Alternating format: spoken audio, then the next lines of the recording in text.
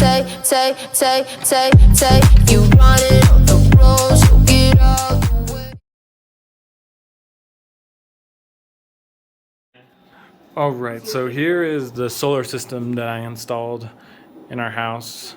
We're using two EG4 inverters. This is the PV wiring.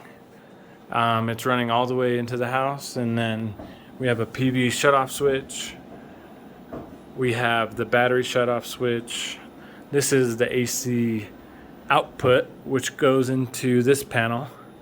This panel here has one breaker for both the EG4 inverters, and then it has this main breaker which runs all the way up to the main service panel at our house, where I have this generator interlock switch that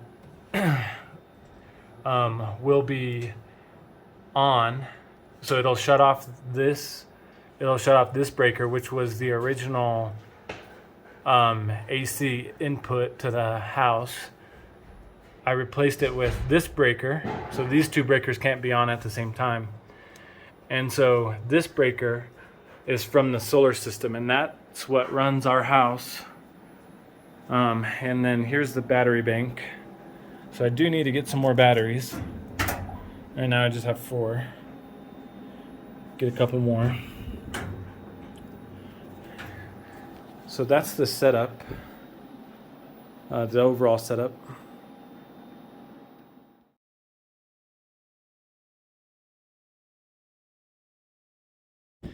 Here are the solar panels.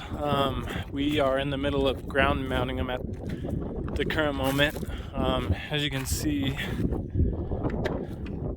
we've got 2 arrays set up. We've got an array over here. 1, 2, 3, 4, 5, 6, 7, 8, and then we have an array over here, 8. Everything is south facing, which is where we're going to get the most sun. And